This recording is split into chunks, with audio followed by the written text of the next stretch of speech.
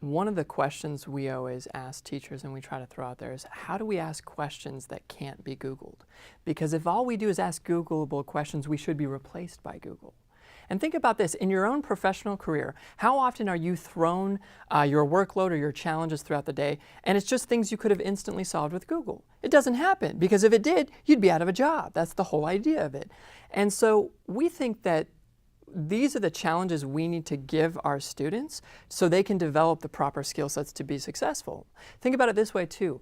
99% of the curriculum that we teach in the classroom is teaching what humankind has already figured out. We're teaching things that have an exact answer already.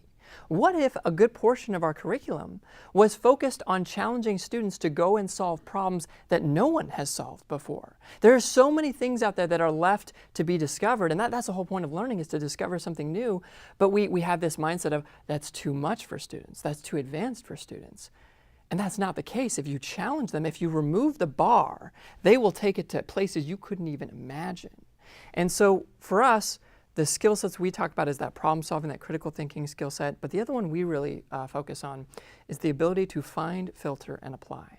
Can I find the right information and create something amazing out of that information that has value to the world around me? That's what we really need our students to be able to do in this environment. I think that at the end of the day, your customer dictates your behavior and your culture of an industry. And the problem is our customer doesn't want this change. Our customers being the students themselves.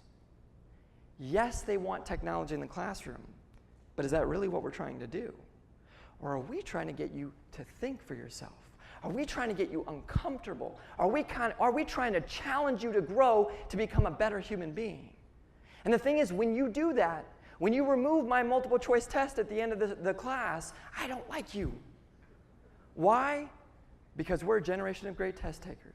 We are phenomenal at memorizing information, taking a test, and forgetting it the next day. And when you take that away from me, we don't like you.